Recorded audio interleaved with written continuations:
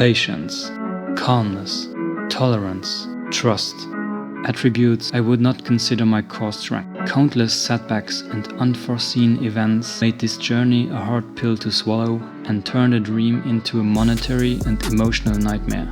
Discovering the many flaws right after the acquisition, followed by a ruined engine, and having to accept a constantly moving deadline with an alarmingly increasing bill is what made me almost regret my purchase.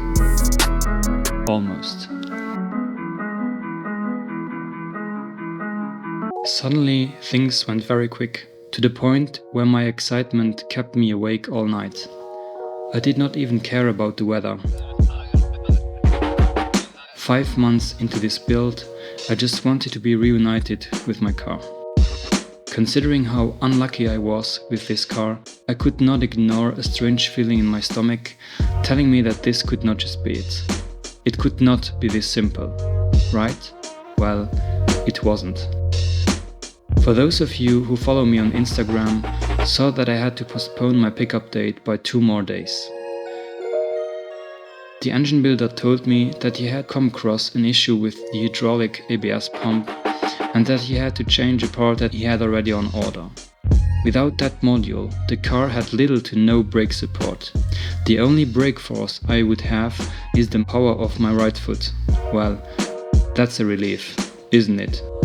I now have a car that drives but doesn't brake. Brilliant. But the struggle doesn't end there.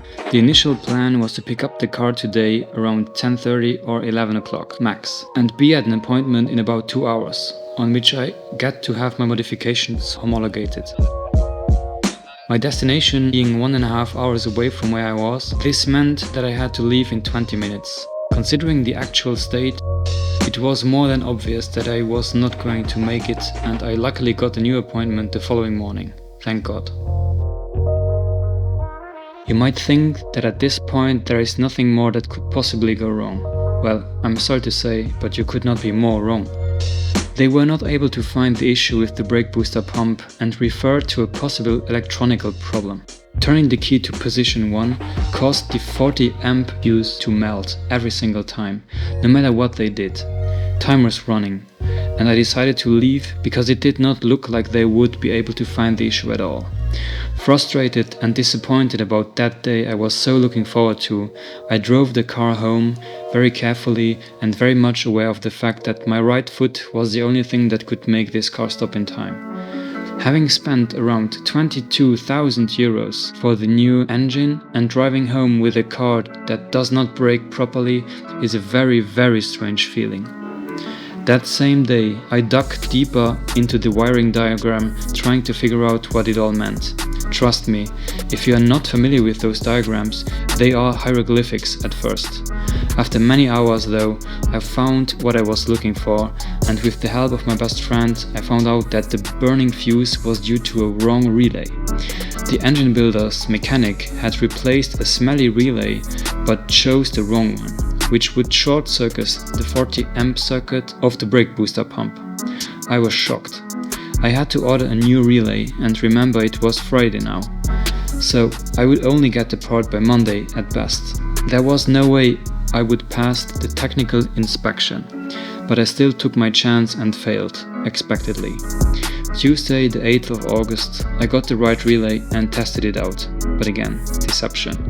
The issue still remained, and the 3 warning lights were still on, meaning that I had to dig deeper and analyze the remaining components of the brake booster system. It was at that point where I admitted that I could probably have a faulty pump and simply wanted to replace the entire unit by a new one. That was until I found out that a new pump would cost over 4,000 euros and was out of stock. An aftermarket newish one would set me back between 2,500 and 3,400 euros, and a used pump in mediocre condition around 1,500. Only in the worst case would I be ready to pay such an amount of money for a stupid electric motor with a pump and a pressure switch attached to it, especially now that the switch already had been replaced at a cost of 570 euros as a replacement part. I removed the pump to analyze it further, since my attempt to bleed the system proved that the pump was not building up any pressure whatsoever. I took the motor to a specialist who is, as I speak, refurbishing the motor. This new motor will then eliminate one unknown element out of the equation and lead me to the next possible cause.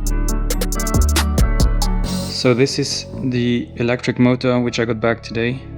I went and picked it up this morning, and well, they told me that it was finished, but in the end there was a little part that's now missing, which is a small seal. It will probably be delivered to me tomorrow or after tomorrow, so that I can finally put my pump back inside.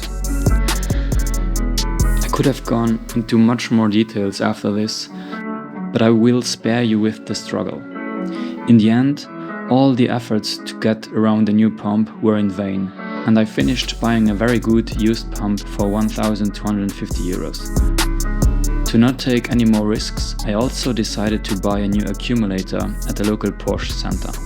Keen on whether the new pump and accumulator would solve the problem, I could not hold myself back and threw everything in without the camera. Only a quick shot with my phone shows my relief the moment the pump shut down by itself, proving the system pressure of between 150 and 180 bar was reached. No more warning lights on the dash, and finally a working brake pedal with a trustful and surprisingly powerful stopping power. If you haven't driven a car in 10 months, you forget how it felt like. I was now finally confident enough to drive it to the technical inspection for the 5th time, and it finally passed. Since then, I drove the car every single day, and I want to do so until it eventually snows. It was a rough journey, one that I didn't expect to be this painful and stressful at the same time.